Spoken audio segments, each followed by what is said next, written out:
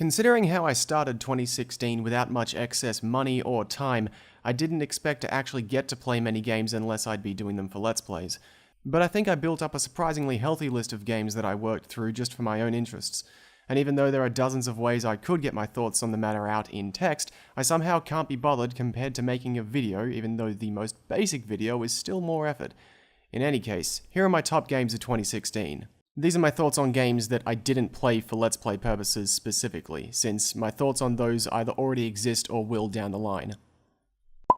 The Witness is a game that seems wholeheartedly determined to make you not enjoy yourself while playing it, but despite the self-serious, self-important, pretentious philosophical worldview that was very clearly proven wrong in the months that followed its release alone, and also had no new statement of its own to make, the puzzles and the island are phenomenally well created. Every puzzle is intricate, deliberate, and the seamless integration of the so-called environmental puzzles points to a dedication to the craft that few others are able to demonstrate, even with the same resources that Jonathan Blow had at his disposal. Not a hair is out of place in the entire game, and it's just up to you to decide what kind of modifier that places on the experience. Many people didn't like Star Fox Zero for its controls. More still didn't like it for its lack of levels in comparison to the 64, which cripples its replay value. I can see the second argument more than the first, since the controls never bothered me. Even so, I found what there was to be a fantastic time. Considering the past almost 20 years have been filled with Star Fox games that just didn't get what was good about Star Fox, or weren't even Star Fox games to begin with, this was a welcome return to form in my eyes. Miyamoto has mentioned that he always envisioned Star Fox as being a very character-driven game, with a colourful cast getting into regular adventures a la Thunderbirds. This is the first game to 100% nail the feel of watching episodes of a cheesy cartoon on Saturday mornings in that style, with cliffhangers as Fox jumps through a portal or a character gets stranded, and the frantic cries of mooks and generals alike as the daring Star Fox team rush along to save the day. It doesn't replace Lilac Wars, but it has such a unique flavour of its own that I would happily see it stand alongside it. Maybe like 2 or 3 steps back though. I tried playing Terraria with some friends a few years ago. All of us ended up stopping when one person decided to kill an important milestone boss using New Game Plus weapons without telling anyone, and the game was soured for me. When I played on a server this year with a different group, we did get further. Plenty was explored, plenty was built, events were encountered and survived, and then everyone ran out of free time and we stopped again.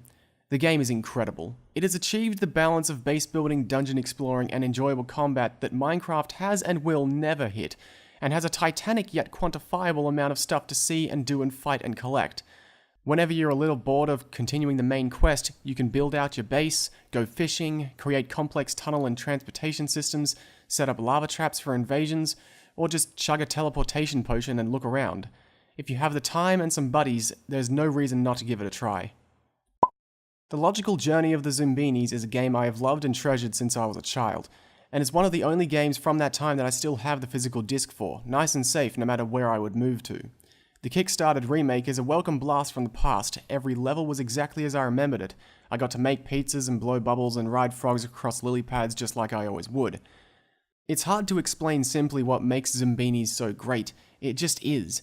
If you or someone you know, no matter how old, is even remotely interested in problem solving, there's no better place to start than with this. Probably the finest piece of edutainment I can recall ever encountering. Dino Run might be a perfect video game. Another classic reborn, it has a beautifully tight set of core features and mechanics that all function together in such a way that the removal of any one would immeasurably make the game worse. The game slips on like an old glove, and pieces of level architecture familiarly rush by as you desperately try to escape the Wall of Doom. It predates the runner genre and yet might be the best of its kind. It's great in short bursts, it's great to hunt for the secret eggs, it's great to try to accomplish the various challenges, it's great to race other people, it's great to try on different hats, it's great to play with cheats on, and it's great to just try and survive to the end. I could go back to Dino Run at absolutely any time, and I can't imagine I'm the only one. Even aside from Giant Bomb's playthroughs of the Mario Party series over the past 2 years, I wound up revisiting the games in a significant way throughout 2016. Each has its own set of strengths and weaknesses, and I don't think Hudson ever quite made the game they wanted to. With that in mind, each game is fun to play with friends, the mini-games are typically fun and frantic, and as soon as everybody embraces the random chaos of the board game, everything becomes easy to accept and laugh along with. It's cool to see the changes made from one game to the next, and to understand what Hudson was trying to do. Unfortunately, I've never gotten to play 9 and 10 for myself, so I don't exactly know how much was left over from the Hudson games. They look perfectly fine to me though, and altogether I think there's something to love and a specific gameplay reason to want to play all of the entries in the series. Just don't ever pick 50 turns like an idiot and you'll be fine. Rhythm Heaven might be a perfect video game. I mean, it's really good. Stellar soundtrack, level design is clear and simple, all of the characters are nice and supportive, the art is great, there are a bunch of side games and toys surrounding the main games, the controls are easy to get along with, the remixes are so excellently structured to play into the rhythm and the mindset of the player as they move from game to game. The game does a great job of subverting your expectations later on. Absolutely everything about the game is so good, I love it. It's the kind of game you could play for any amount of time and lose track of time with, yet is bite-sized in a way that makes it easy to open your DS and play on a quick break at work. The depth and complexity you get out of taps and flicks when you just get to go wild with the music and art teams is so wonderful to see on display.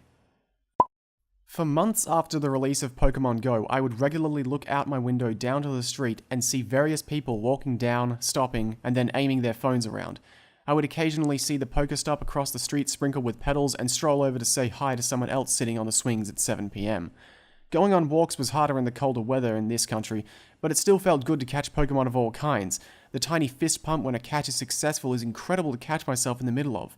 For once, catching more Pokemon of more types and making them stronger wasn't contingent on battling in gyms. I haven't battled once, I have no interest, but I'm loving walking around and finding Pokemon in my neighborhood. It may not be played with the fervor it was in the first month or so of its release, but it was a phenomenon and a half during that time, and with good reason.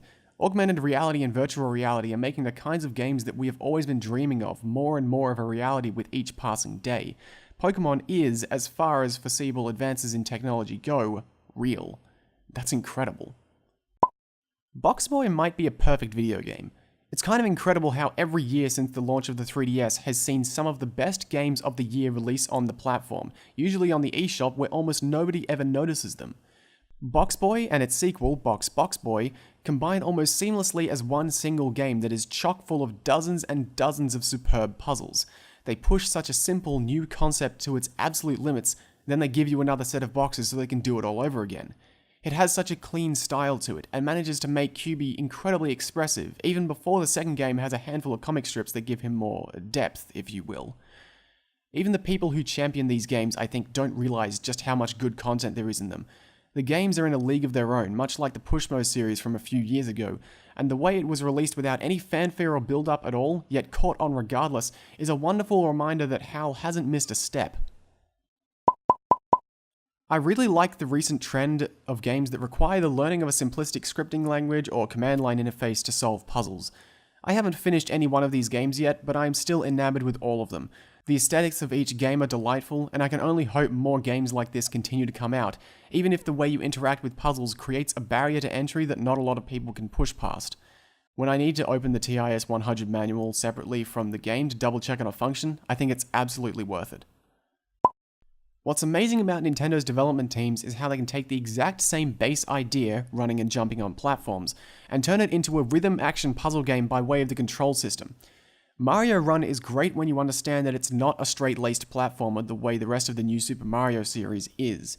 The challenge isn't in getting to the end of all the levels, that would be boring, there are only 24 levels. Finding all 3 sets of coins in every level? Figuring out the best way to approach each segment of a level in Toad Rally? Getting the timing on jumps to get the most cheers? That's the stuff that can easily keep you occupied for a month of Sundays. Or a month of lunchtime breaks, as it were. N++ might be a perfect video game. I've only finished about 1 row of levels in the game, and I already know all I need to. It's more N. And that's all you need, because N is a cut above the rest. Ever since the original release, through N+ on handhelds and XBLA, the long-awaited N 2.0, and up to now, N has always been premium platforming goodness, one screen at a time. Metanet Software started with something great and have only gotten better, improving both the design of individual levels and composition of levels together to help better teach the player how to survive in the brutal series of chambers. On top of that is quite possibly the slickest coat of paint you could ever get in a game, as robust a level editor as has ever been, beats to keep you in the zone, and as someone who still remembers what it was like to play the original game, not having to deal with the stuttering slopes is forever a marvel. Every time I play a new N, it is one of my favorite experiences of the year, and I'm sure I'll be playing this through all of 2017. I've seen far more of Kerbal than I've personally played, and I think that's okay. I think the game is kind of like this modern Hitman that everyone is super into. It's equally rewarding to play as it is to see it played, to see other people tackle a given problem, and to see it all fall apart and explode and what people try to do to salvage it with. So far I've gotten into stable orbit once, and that expedition ended with a very fast collision into the moon. But even in the few hours I've gotten to actually play, the feeling of excitement and wonder as I learn new ideas, build a rocket, and slowly figure out better and better how to launch myself into space are unlike anything I've felt before, and I can only hope I'll have the time to explore the entire Kerbal Solar System in the coming year. I really want to highlight that there were some great games on mobile platforms in 2016, as well as some great little experiences that I found on itch. Unfortunately, I never kept track of all of them, so I guess I'll just say this. If you can, put away a little money each month, say $5 to $10, and each month just try new things. Go browsing on your phone's app store, or put some filters on itch and see what crops up. You might get small arcade-style games, you might get cool, thoughtful narratives, you might get unfinished tech demos, you might get something else. If you take a chance, you might find something truly amazing. Follow links to mobile or itch games that come up on your social media feeds, take a leap of faith, and have an open mind. Thousands of people are coming up with new ideas all the time these days. There's sure to be something for you, and it might not even cost a cent. Every year since I first played Super Smash Bros. In either 1999 or 2000, I would put the Smash games among my favorite games of the year. I can and have always gone back to them, every year.